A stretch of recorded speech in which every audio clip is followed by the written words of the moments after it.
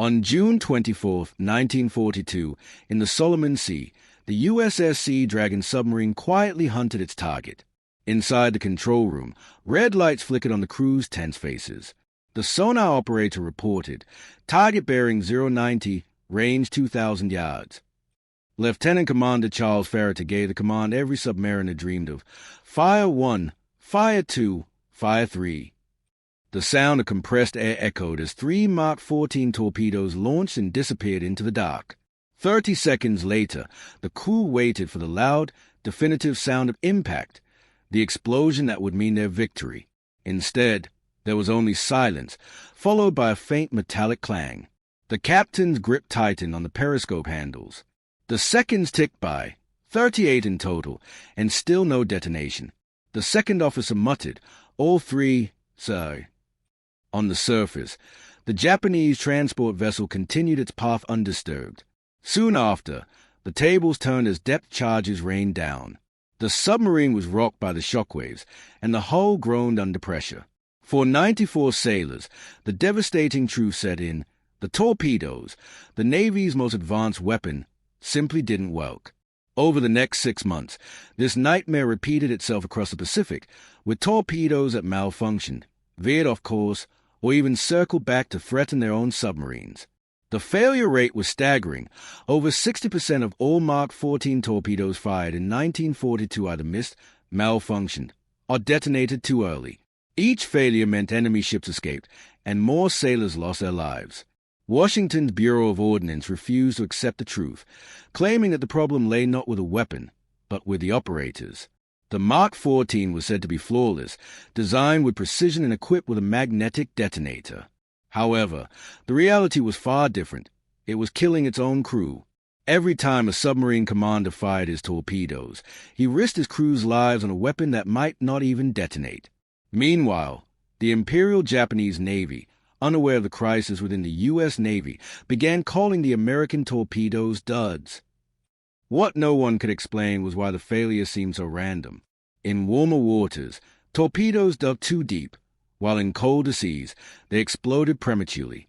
The designs were classified, the test results hidden, and officers who questioned the weapon were quietly silenced. Yet, beneath the wall of denial, a quiet truth began to emerge. The fault wasn't human error or bad luck. It was in the torpedo's very design. America's submarines were losing not to Japan, but to their own faulty engineering. As the casualty list grew, a young woman, surrounded by data sheets and numbers, began to uncover the flaw no admiral dared confront. She wasn't a commander or soldier, and had never seen a torpedo, but her calculations would soon reveal the flaw killing American sailors and change the course of the war in the Pacific. If you believe that a war can be lost due to a single wrong equation, comment 7 below. If you think pride caused this disaster, leave a like. In Washington, D.C., during the summer of 1942, life inside the Navy's Bureau of Ordnance felt almost detached from the ongoing war. While men were dying in the Pacific, reports arrived orderly and filed away. Torpedo performance satisfactory, one memo stated. Minor operator error, another read. On paper, America's submarine force seemed to be doing its job. But in reality, commanders were desperate for answers. Rear Admiral Ralph Christie, who had supported the Mark 14 torpedo, sat behind his desk, surrounded by technical diagrams and optimistic performance charts. When complaints from the Pacific reached him, he dismissed them as hysteria. "Our tests prove flawless operation," he declared to the press. "If torpedoes are missing, the fault lies with the crews." His words would haunt the Navy for years. What the Admiral never revealed was that the tests had been conducted under ideal conditions: calm seas, shallow ranges, and test warheads instead of live explosives. The Mark 14, designed in the 1930s, had never been tested under real combat conditions.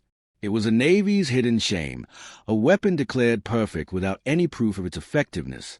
Across the Pacific, commanders like Charles Lockwood and Dudley Martin sent urgent messages back to headquarters. Fired 4 torpedoes at freighter. 2 failed to detonate. 1 premature explosion. 1 circular run narrowly avoided. Each report had the same chilling refrain: duds again.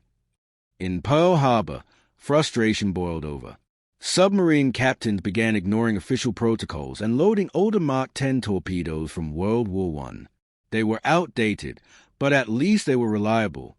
When those torpedoes achieved confirmed kills, Washington ordered them to be returned to their stockpiles. The Bureau's unwavering belief in the Mark 14 torpedo had become a rigid doctrine. Admitting failure would mean acknowledging that countless sailors had perished needlessly.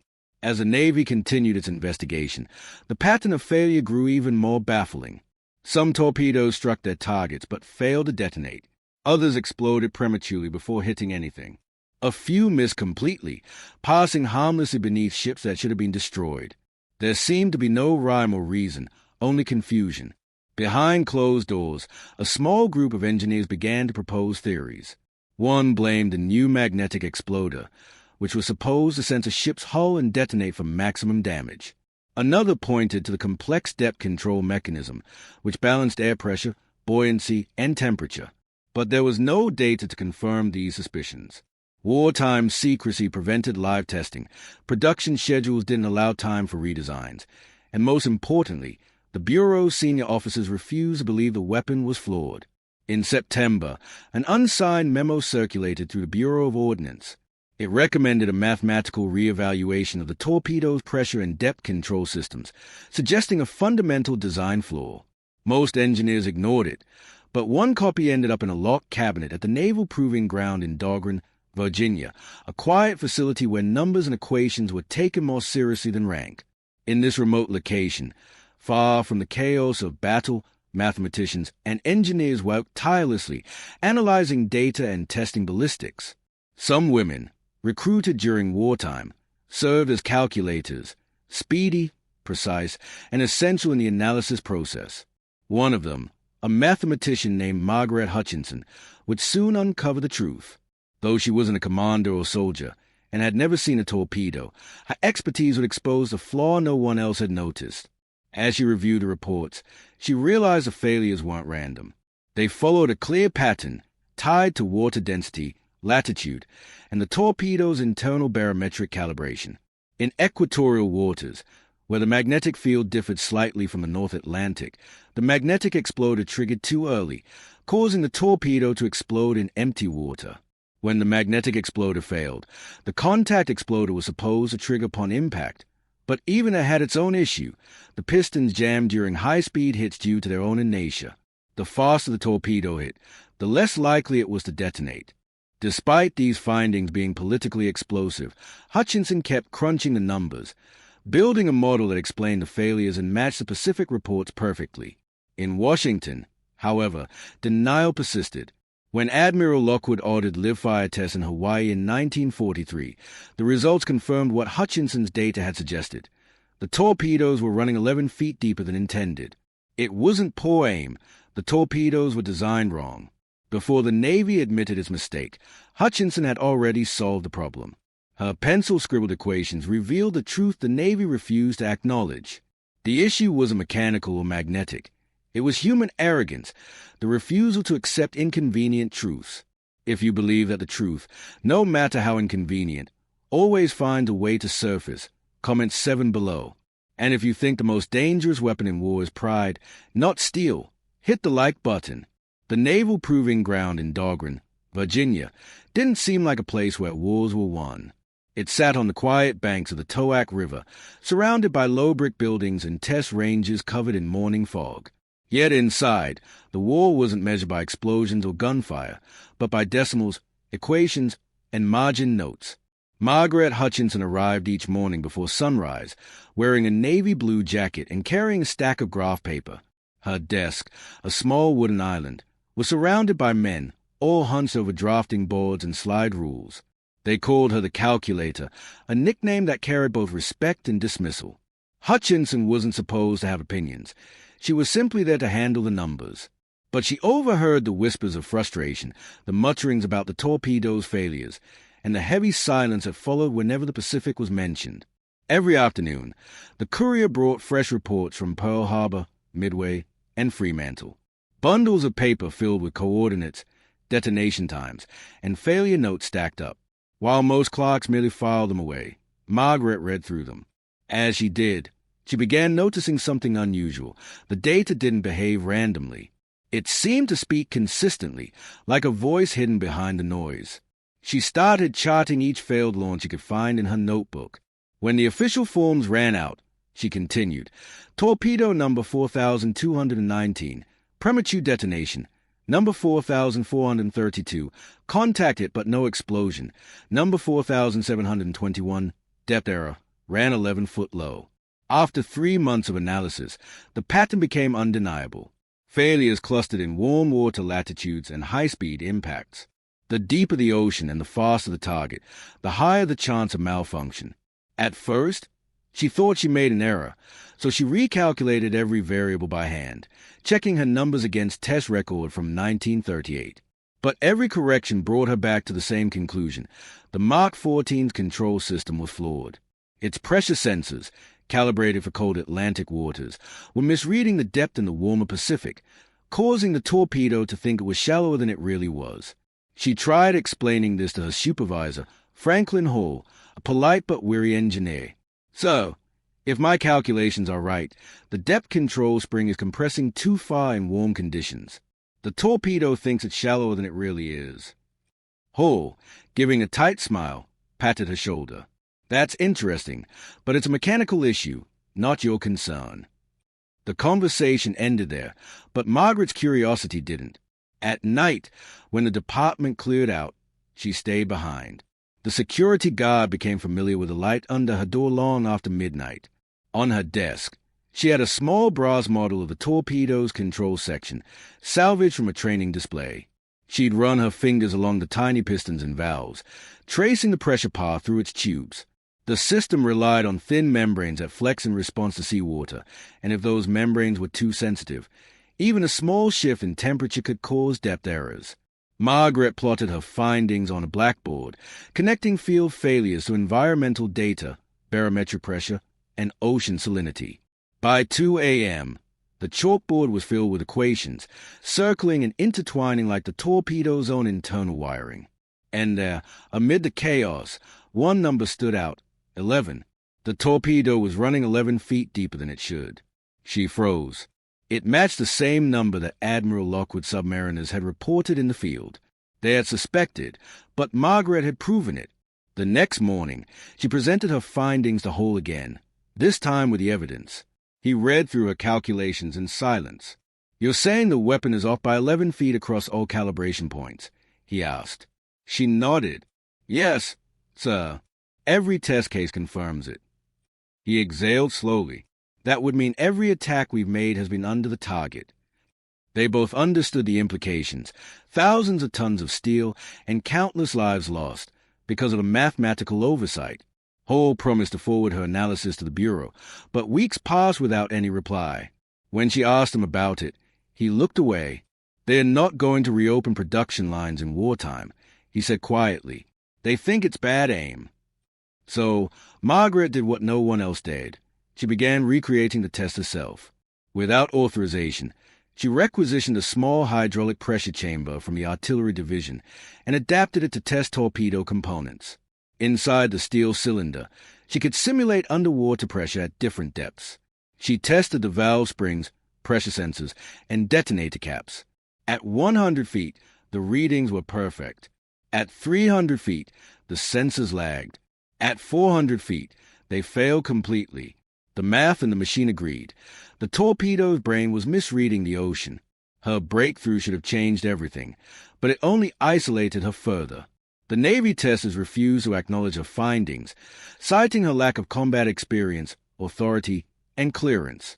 The Bureau's pride had built a fortress, and her equations were battering its walls. But Margaret wouldn't stop. She wrote a 40-page technical memorandum, filled with raw data, sketches, and calculations, and mailed it directly to the Pacific Fleet headquarters at Pearl Harbor. No stamp of approval, no signature, just her initials, MSH. It would take months for the report to reach Admiral Charles Lockwood, the commander of the submarine force. When it did, he would finally have the proof he needed to confront Washington. For now, Margaret walked home in the early morning light, exhausted but certain. The war might not know her name, but it was already shifting because of her math. If you believe that sometimes the quietest people make the loudest impact, comment 7 below. And if you think numbers can be as powerful as weapons, tap like, and stay with us to see what happened next when the truth finally surfaced. In Pearl Harbor, January 1943, the sun was just rising over the Kaholo Mountains as Rear Admiral Charles A. Lockwood walked into the testing range at Caneo Bay. The scent of salt and fuel mixed in the air around him. Crews prepared 3 Mark 14 torpedoes for a series of live-fire trials. Lockwood, having spent enough time at sea, could see the exhaustion and disbelief on the men's faces. They had seen too many duds, too many explosions that never came. The night before, on his desk, lay a thin file containing the latest reports. A brown envelope with no return address arrived. Inside, a 40-page memorandum was written in dense mathematical shorthand. At the top of the first page, in small letters, it read, "Evaluation of depthing and detonation inconsistencies, Mark 14. There was no signature, only the initials MSH. Lockwood spent the night reading it carefully, and by the time he reached the final page, he realized that what he held wasn't just a theory. It was proof. The author had reconstructed the torpedo's behavior, from launch to detonation, using field reports and pressure equations. The conclusion was clear and devastating. The Mark 14 torpedo was running 11 feet deeper than intended, and its magnetic exploder was misfiring because the Earth's magnetic field in the Pacific was weaker than the calibration used during development. The combination of deeper water and the latitude difference was causing the failure. It wasn't bad luck or incompetence. It was physics. Lockwood decided to verify this for himself. "Range clear?" he asked. "Clear, sir," came the reply. The first torpedo left the submarine's forward tube with a roar that echoed across the bay. Observers followed the silver streak through binoculars. The target, a derelict freighter, should have been struck midship, but instead, the torpedo passed harmlessly underneath. No explosion, just silence. Depth recorders show 13 feet below target, a technician reported. Lockwood said nothing but nodded, signaling for the second test.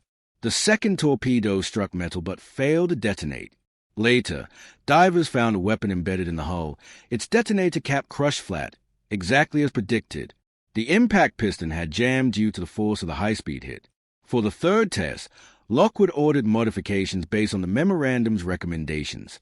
They disabled the magnetic exploder, recalibrated the depth spring to run 11 feet shallower, and reinforced a firing pin. The submarine fired again.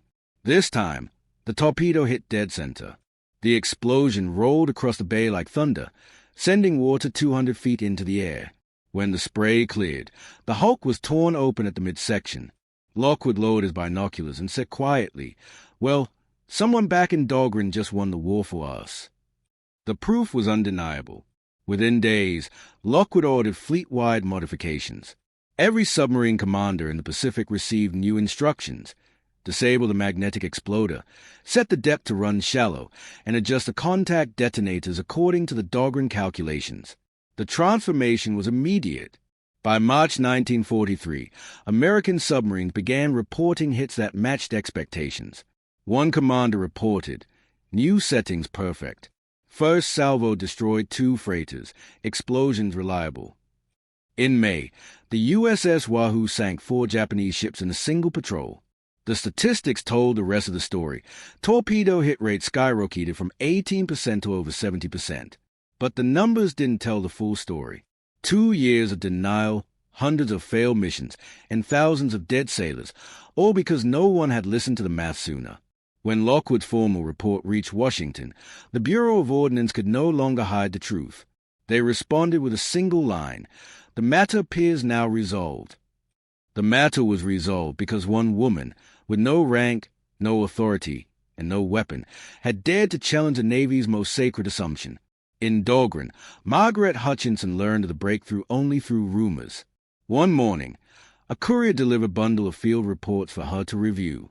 As she flipped through them, she saw the new phrase stamped across every page, "Exploder performance satisfactory." For the first time since the war began, her data showed consistency, precision, and predictability. She didn't smile. She simply placed a pencil down, knowing the war had shifted by 11 feet of water and one equation written in pencil. But for Lockwood, the discovery was more than just technical. It was personal. He had watched his men die for 2 years, blamed for failures that weren't theirs. Now he had the proof and the anger to match it. In a closed-door meeting, he confronted the Bureau's representatives. "Gentlemen," he said, "you've robbed our submariners of 2 years of war. You sent them out with pop guns and told them they were cannons." There was no response, only silence. The impact of the fix was immediately felt across the Pacific. With reliable torpedoes, the U.S. submarine fleet unleashed devastation on Japanese shipping lines. Convoys that once sailed untouched now vanished overnight. Fuel shortages crippled the Imperial Navy, and entire island garrisons starved as they were cut off from supplies. By the end of 1943, American submarines had sunk over 1,000 enemy vessels. This achievement wasn't due to a new weapon, but the correction of one hidden flaw. Yet Margaret's name appeared nowhere in the official documentation. The Dogger Memorandum was filed under anonymous technical contributor. When Lockwood later tried to locate its author, he discovered she had been reassigned to an accounting department in Washington. Her work had saved countless lives, but in the eyes of wartime bureaucracy, it was just another set of numbers on a page. Despite this, Admiral Lockwood wrote her a letter anyway. "Your calculations proved decisive," he began. "They gave us back our confidence, and perhaps more than that, our conscience." It was a letter she would keep for the rest of her life. The war in the Pacific would continue for another 2 years, but the tide had already turned. Every torpedo that struck, every enemy ship that sank beneath the waves, carried within it the echo of her equation, a quiet victory over arrogance and error. And in that victory lay one of the greatest truths of the war. Sometimes the greatest victories are not forged in steel or fire, but written in graphite and patience. If you believe that even the smallest correction can change the course of a war, comment 7 below. And if you think courage sometimes was glasses instead of medals, hit the like button and stay with us for what happens next when truth collides with command, and the Navy is forced to face what it tried hardest to deny. In Washington, D.C., April 1943, the mahogany panel conference room of the Bureau of Ordinance was silent, except for the hum of a ceiling fan. Stacks of technical reports lay open on the long table, evidence no one seemed eager to read. Admiral Charles Lockwood stood at one end, his face a mask of determination. Across from him sat the men who had defended the Mark 14 torpedo through 2 years of failure. They exuded the kind of confidence born from bureaucracy, not battle. Lockwood placed a file in the center of the table. "Gentlemen," he began, "these are the result of our live test in Hawaii. 3 torpedoes, 3 shots. The first ran deep. The second hit but failed to detonate. The third, adjusted by 11 feet per the recommendations, exploded perfectly." Rear Admiral Ralph Christie shifted in his chair, his tone sharp. "With all due respect, you had no authority to alter Bureau specifications." Lockwood replied, his voice steady, "I had authority to stop burying men for your mistakes." The room fell silent. Behind the anger in Lockwood's voice was a fatigue of hundreds of funerals, each one written in coded telegrams. He reached into his briefcase and pulled out the 40-page memorandum marked MSH. "The analysis came from one of your own," he said. "Someone who understands the physics better than anyone in this room. She solved in weeks what your engineers refused to test in years." A murmur rippled across the table. "You're suggesting a civilian mathematician corrected our ordinance?" one officer asked. Lockwood didn't flinch. "I'm not suggesting it, I'm stating it." Christie's expression hardened. "The Mark 14 passed all Bureau trials." Lockwood leaned forward. "Those trials were in shallow water with dummy warheads. You never tested them at combat depth or temperature. You never fired them under real conditions. You built your confidence in a tank, and men died because of it." The silence that followed was thick and heavy. Lockwood slid a photograph across the table. It showed the wreckage of the freighter used in the Hawaiian tests, its hull split open by a single torpedo impact. "That's what happens when you stop denying mathematics." Lockwood said quietly, "You get results." The moment should have been one of vindication, but it was more a moment of defiance. The Bureau refused to issue a public admission of error. To preserve institutional pride, they classified the entire incident as field calibration variance. In official records, no one had been wrong. But outside the walls of Washington, reality was rewriting itself. In the Pacific, submarine commanders were finally reporting success rates that matched their training. Ships that had escaped for months were now sinking in flames. Convoys broke apart under relentless attack. And for every confirmed kill, Lockwood felt the weight of both triumph and rage. He returned to Pearl Harbor and gathered his officers in the operations room. The map of the Pacific stretched across the wall, dotted with colored pins, each one marking a ship lost or sunk. "Gentlemen," he said, "we are now fighting with real weapons. From this point forward, no excuses." Commander Dudley Morton of the USS Wahoo stood and saluted. "About time, so." The test that followed became legendary. In one patrol, the Wahoo fired 6 torpedoes using the new settings. All 6 detonated. 6 ships vanished beneath the waves. The success was so shocking that other commanders suspected fabrication, until their own results proved identical. The torpedo, once cursed, had now become the deadliest weapon in the ocean. Lockwood wrote in his diary that month, "One change, one equation, one unknown woman, and the sea itself turned in our favor." But even as the tide shifted, a quiet war continued behind the scenes. The Bureau of Ordinance launched an internal review, not to celebrate the fix, but to protect its reputation. Letters circulated suggesting that field variability, not a design flaw, had been the main issue. Engineers who had raised early concerns were reprimanded for bypassing the chain of command. The official story became one of sanitized progress through collaboration, success through teamwork. No mention of the years of denial. Lockwood refused to play along. In his next correspondence to the Chief of Naval Operations, he bluntly wrote, "Our submarines have achieved in 3 months what they could not in 2 years. If truth had outweighed politics earlier, we might have saved thousands." It was a dangerous statement in wartime Washington. Critics accused him of insubordination. But the truth had already escaped the walls of secrecy, spreading among submarine crews across the Pacific. Word began to spread of the woman from Dogran, the calculator who had corrected the Navy's deadliest mistake, remained unknown to many. They didn't know her name, only that someone back east had given them a fighting chance. For Margaret Hutchinson, the recognition meant little. She was still in her small office, reviewing data, unaware of the storm her calculations had caused. Then, she received a letter through internal mail. "Your contribution acknowledged. Further correspondence unnecessary." It was bureaucratic dismissal disguised as gratitude. She smiled faintly, folded the letter, and slipped it between the pages of her notebook. While Washington clung to its pride, the Pacific continued to burn with new precision. In the next 6 months, American submarines sank over 500,000 tons of Japanese shipping, oil tankers, transports, destroyers. The enemy began calling them the invisible wolves. What they didn't know was that these wolves had only learned to hunt because one mathematician had taught their fangs how to bite.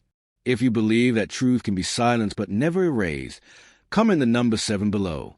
And if you think pride is the slowest weapon to fail, hit the like button and stay with us, because in the next part, you'll see how a discovery turned the tide of an entire ocean. By the summer of 1944, the Pacific Ocean no longer belonged to Japan. It belonged to silence. The silence after the detonation. The quiet that followed when a convoy disappeared beneath the waves.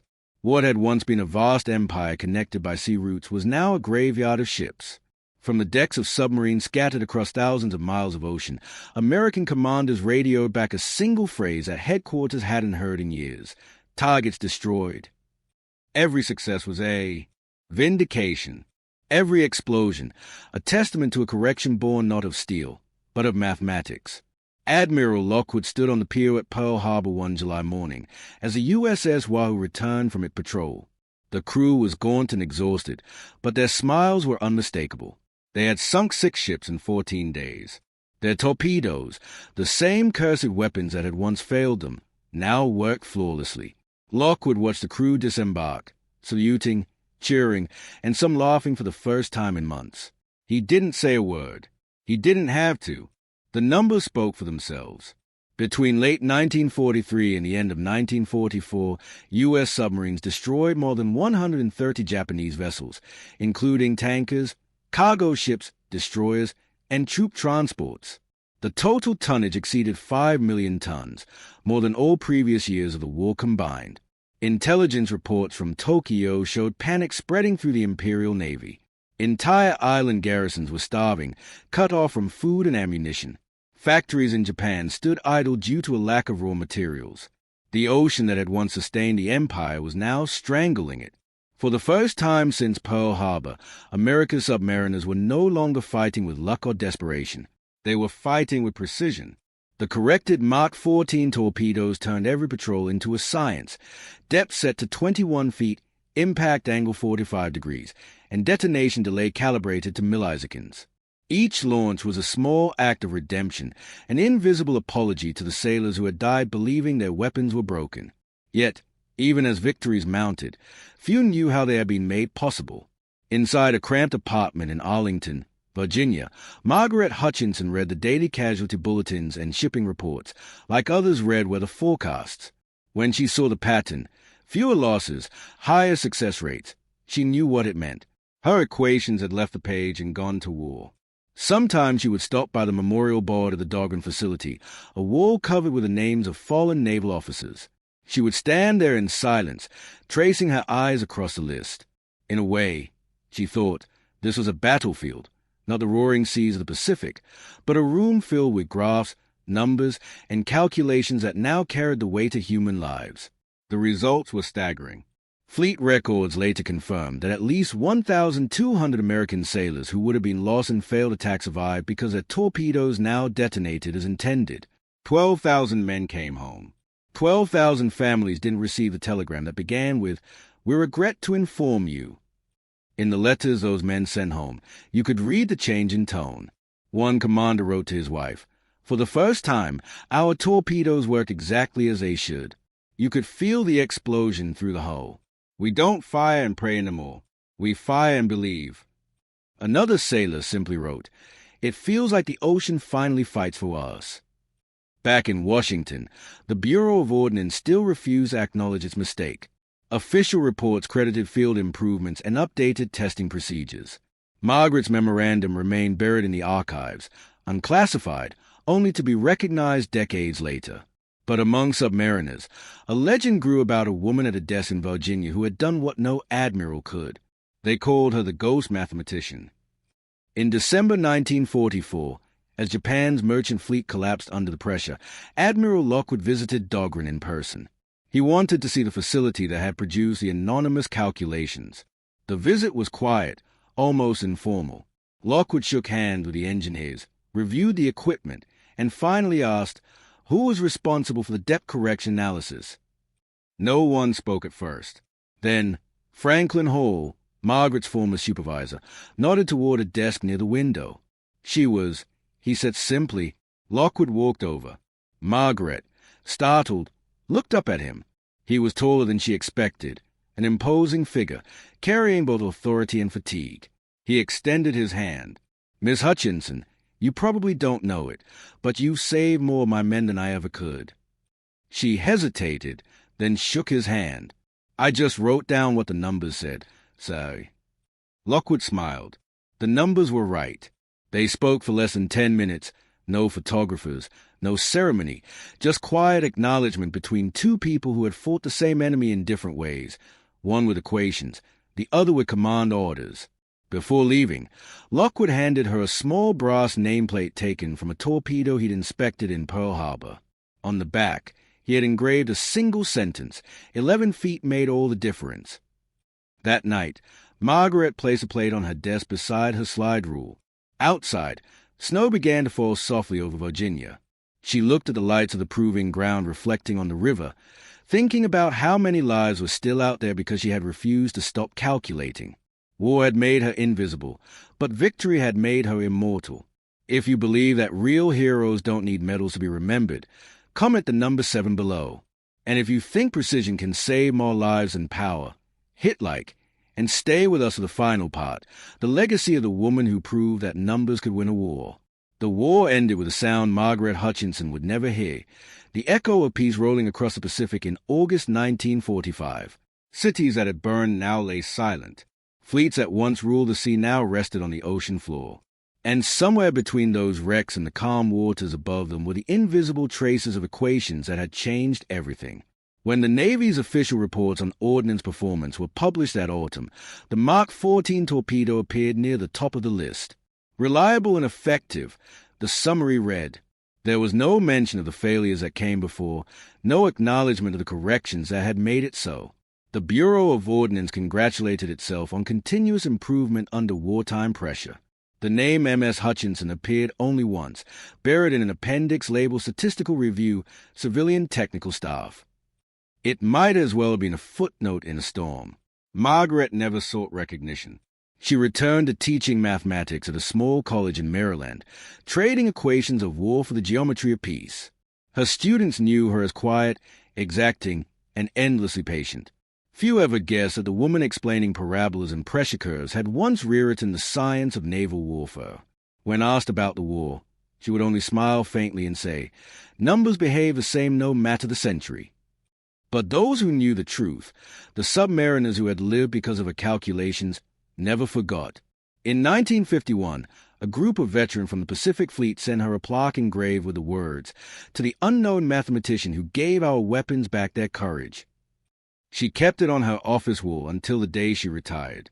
Years later, as wartime archives were declassified, historians began piecing together the story the Navy had tried to bury.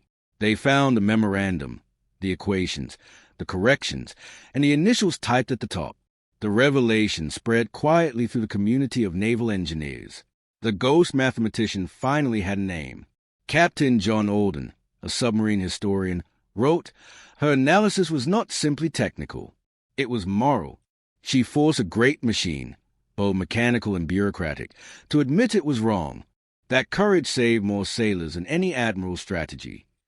By then, Margaret was long retired, living in a modest house overlooking the river at Dahlgren. Visitors sometimes came asking for interviews. She declined, preferring silence to ceremony. When one young engineer asked how it felt to have changed the course of the war, she simply replied, "I didn't change it. The truth did." In 1972, the Navy officially acknowledged the design flaws in the Mark 14 and commended the civilian analysis team whose work corrected the depth control mechanism. Her name was read aloud in a single sentence at a closed ceremony. No photographs, no headlines. But for those who understood what it meant, that single acknowledgement was more powerful than any medal. She died in 1983 at the age of 70, leaving behind a box of notebooks filled with calculations, all written in pencil. In the margins of one, she had written a line that seemed to summarize her entire life. "Precision is another word for respect." Today, when naval officers study the history of undersea warfare, her equations are part of the curriculum, not as myth, but as method. Every torpedo fired since carries within its circuitry the legacy of her correction, the understanding that even perfection must be tested, and that truth is not a threat, but a tool. In the end, Margaret Hutchinson didn't win medals, promotions, or parades. She won something rarer, the quiet immortality of being right when it mattered most. If you believe that history is written not only by generals, but by those who dare to correct them, comment the number 7 below. And if you think truth needs no rank to prevail, hit like and subscribe, because more stories like this are waiting to surface from forgotten corners of World War II.